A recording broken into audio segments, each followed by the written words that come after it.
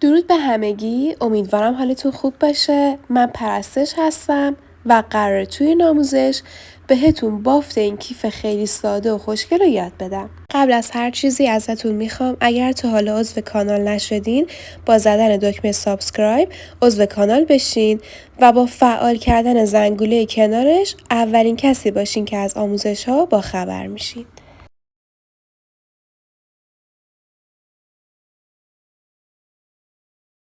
ابعاد کیف من حدوداً 14 در 18 سانت هستش. برای شروع بافت این کیف یک سری متریال احتیاج داریم که اینجا من بهتون معرفی میکنم. من از مکرمه پلی استر 5.5 سوزنه استفاده میکنم. برای بافت این کیف حدوداً شما به 230 گرم مکرمه احتیاج دارید. رنگی که من استفاده میکنم رنگ هلویی تقریباً کمرنگ هستش. برای بافت کیف از قلاب شماره 5 استفاده میکنم.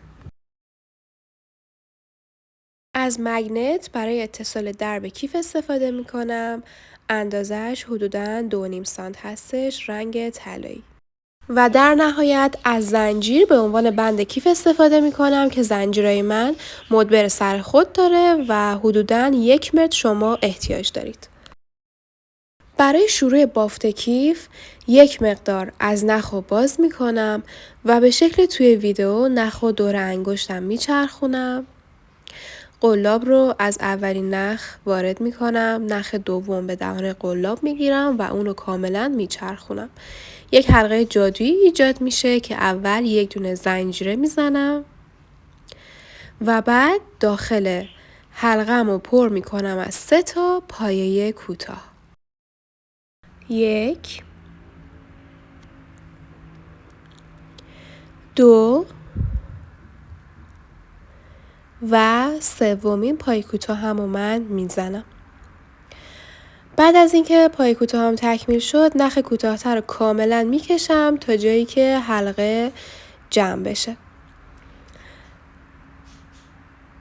نخ کوتاه‌ترم به شکل توی ویدیو اونو پنهانش میکنم.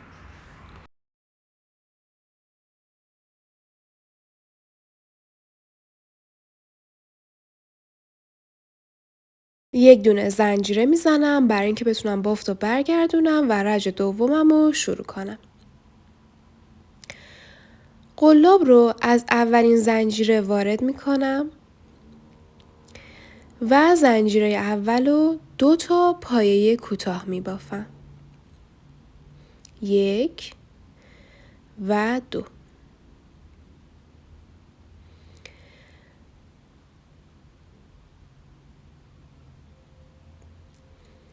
به زنجیره دوم میرسم، از مارکر استفاده میکنم. زنجیره دوم که میشه زنجیره وسط اونو مارکر میزنم و داخل زنجیره وسط که همون زنجیره مارکر دار هستش 3 تا پایه کوتاه میبافم و آخرین زنجیره رو 2 تا پایه کوتاه میزنم. 1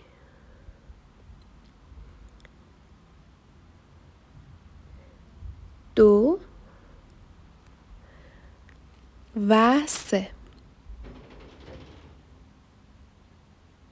1 2 و 3. من 3 تا پای کوتاه زدم، آخرین زنجیره رو هم 2 تا پایه کوتاه میبافم. 1 و 2. تعداد پایه های من اینجا 7 تا هستش. یک دونه زنجیره میزنم، دوباره بافتم و برمیگردونم.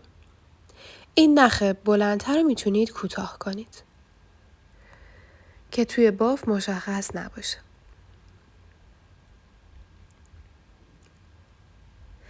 مثل همیشه اولین زنجیره رو صرف نظر میکنم و زنجیره دوم میبافم. بقیه زنجیره ها تا جایی که برسیم به قسمت که میخوایم مارکر بزنیم تک بافته میشه. قلاب رو وارد زنجیره‌ای میکنم که قراره 3 تا پای کوتاه ببافم. حتما از مارکر استفاده کنین برای که اشتباه نبافید. علامت میزنم. و دوباره شروع می کنم از زنجیره دوم داخلش رو 2 تا پایه کوتاه یا گندمی می بافم. 1 و 2. بقیه زنجیره ها تا جایی که برسم به مارکر همه تک بافته میشه.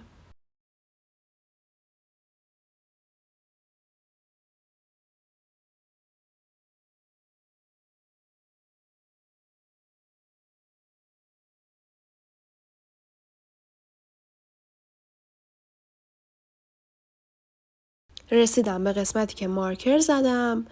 مارکرم باز میکنم، قلاب رو وارد میکنم و 3 تا پایه کوتاه میبافم.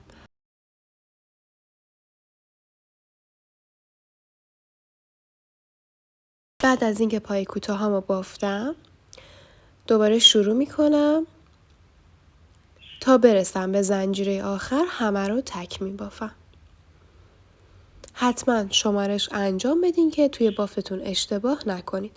زنجیره آخر ممکنه اون زیر پنهان شده باشه.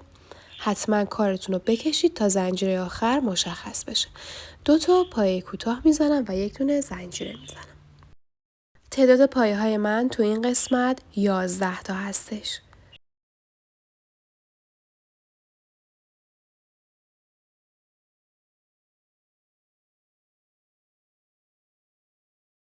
دوباره از مارکر استفاده میکنم. زنجیره وسط رو علامت میزنم. حتما شما هم علامت رو داشته باشین که اشتباه نبافین، خصوصا اگر که مبتدی هستید. همه رو تک میبافم به جز زنجیره اول تا جایی که برسم به قسمتی که مارکر زدم. مثل همیشه 1 دونه زنجیره میزنم، بافتم رو برمیگردونم و از زنجیره دوم شروع میکنم به بافتن. اولین زنجیرمون 2 تایی حساب میشه. 2 تا پای کوتاه میزنم و بقیه زنجیره ها تا جایی که برسم به قسمتی که با مارکر علامت زدم 1 دونه پای کوتاه یا گندمی میبافم.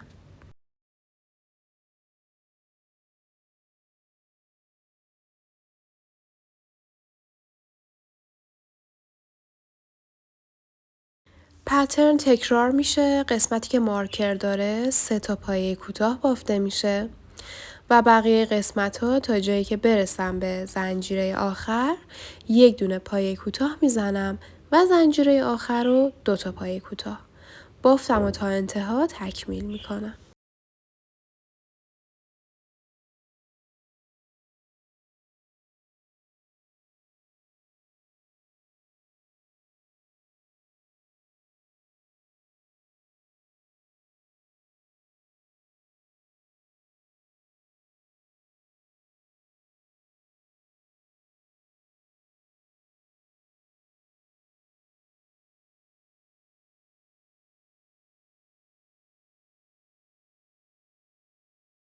تعداد پایه های من تو این قسمت 15 تا هستش. دوباره پترن تکرار میشه.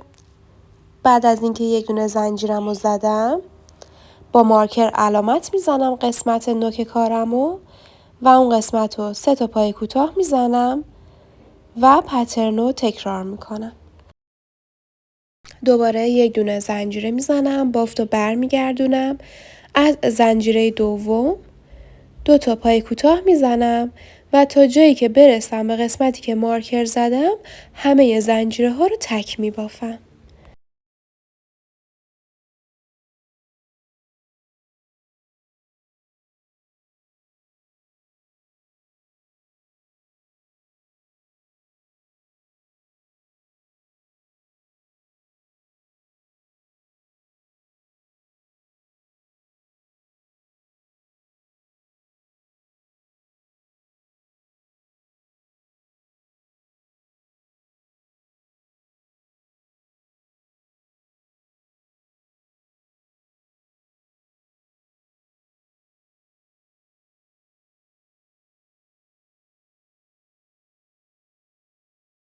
بافتم و تا انتها تکمیل میکنم. تعداد پایه های من تو این قسمت 19 تا هستش. خب دوباره پترن تکرار میشه مثل دفعه قبلی. یک دونه زنجیره زدم، مارکر میزنم به قسمت نوک. حتما مارکر بزنید، خیلی مهمه که اشتباه نشه. بعد از اینکه زنجیره زدم بافت رو برمیگردونم. از زنجیره دوم قلاب رو وارد میکنم و 2 تا پایه کوتاه میبافم و دوباره تا جایی که برسم به قسمت مارکر همه رو تک میبافم.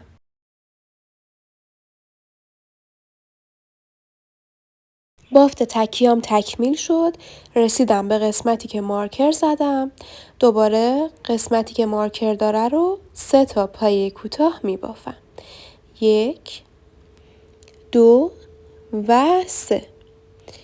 پترن تکرار میشه. دوباره به جایی که میخوام برسم تمامی رو تک میبافم تا جایی که به انتهای زنجیره میرسم.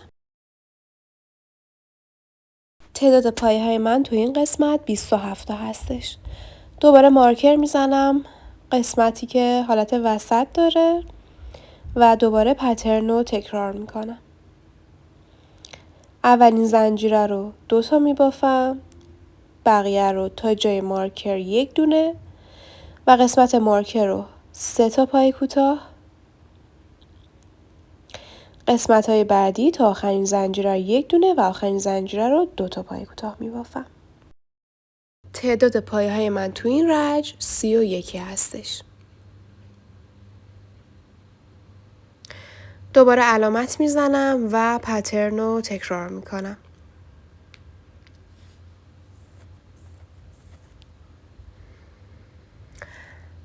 اولین زنجیره که برای بافتمون هستش 2 تا پای کوتاه، بقیه همه تک، قسمت مارکر 3 تا پای کوتاه و قسمت های بعدی تا آخرین زنجیره 1 دونه و آخرین زنجیره رو 2 تا پای کوتاه میبافم. تعداد پای کوتاه های من اینجا 35 تا هستش.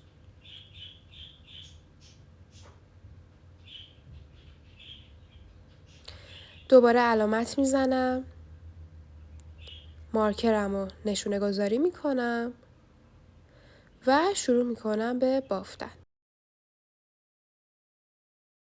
قسمت افزایش پایه های من تموم شد. من دیگه نمیخوام قسمت افزایشی داشته باشم. از الان به بعد میخوام روند کاهشی داشته باشم.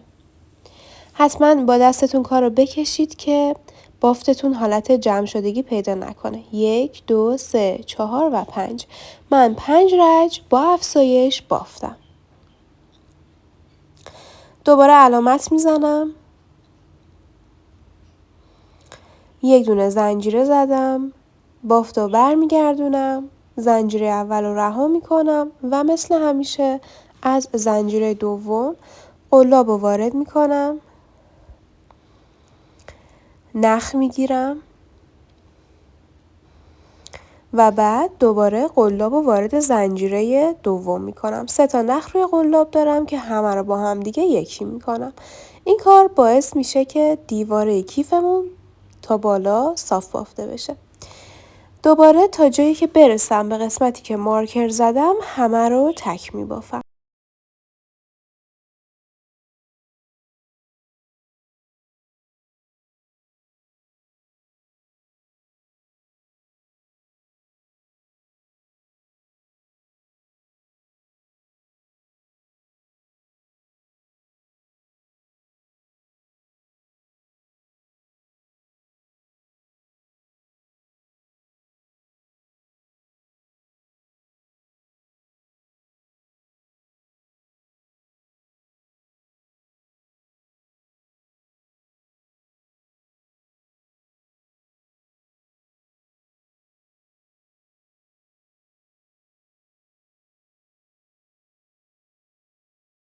دوباره رسیدم به قسمتی که باید 3 تا پای کوتاه بزنم. مارکر رو جدا میکنم و 3 تا پای کوتاه هم رو تکمیل میکنم.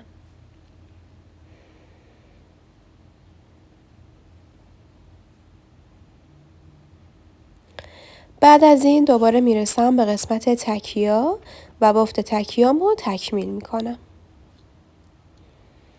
بافت تکیام تکمیل شد. 2 تا زنجیره باقی میمونه که اون 2 تا زنجیره رو من از هر کدوم یک دونه نخ میگیرم. اولین زنجیره رو یه دونه نخ میگیرم و بعد زنجیره آخر رو. 3 تا نخ روی قلاب دارم که همه رو با هم دیگه یکی میکنم. یک دونه هم زنجیره میزنم. دوباره مارکر میزنم و بعد بافتم رو میچرخونم. از زنجیره دوم نخ میگیرم و زنجیره بعدیش هم دوباره نخ میگیرم. هر 3 تا رو با هم دیگه یکی میکنم. بافت تکیه‌مو انجام میدم. بافت تکیه‌ام تکمیل شد. به قسمت مارکر رسیدم. دوباره اونجا رو 3 تا پایی کوتاه میبافم.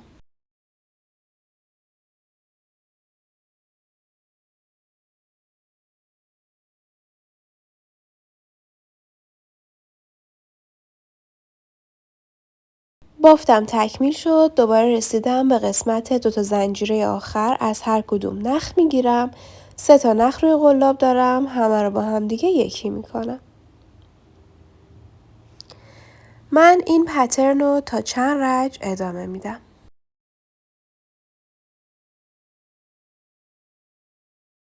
من بافتم تکمیل شد. حدوداً 12 رج بافتم و بافتم رو افزایش دادم. از مارکر استفاده کردم برای اینکه بدونم 5 تا رج قبلیم کدوم بوده و الان میخوام اونو اندازه بزنم. طول کار من حدوداً 43 سانت هستش و عرض کار من حدوداً 18 سانت. بعد از اینکه من بافتم تکمیل شد نخم رو کات کردم و الان میخوام نخم رو داخل کارم پنهان کنم. فقط نکته‌ای که داره اینه که نیازی نیست دیگه زنجیره بزنید. نخم رو داخل کار پنهان میکنم.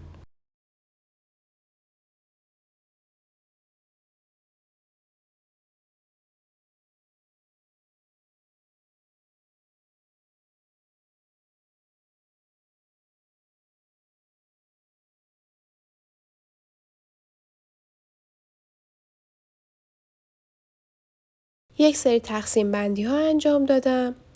4 رج حدوداً از بالا شمردم و با مارکر علامت زدم. قسمت پایینی کیف رو به سمت بالا میارم تا بتونم اونو ببافم و اتصال بزنم و کارم رو تموم کنم.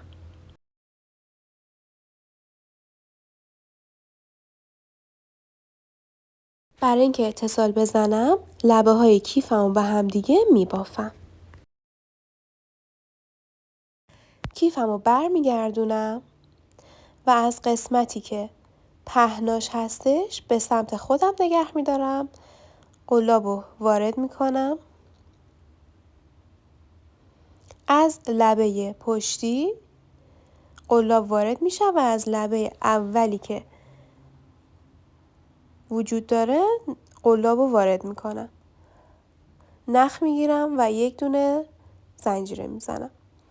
دوباره از همون قسمت قلاب رو وارد میکنم و این دفعه یک دونه پایه کوتاه میبافم. نکته مهمی که وجود داره اینه که شما فقط باید لبه های کار رو بگیرید و به هم دیگه ببافید. دوباره قلاب وارد میشه. نخ میگیرم و پایه کوتاه میبافم. این کار رو تا انتهای بافت انجام میدم.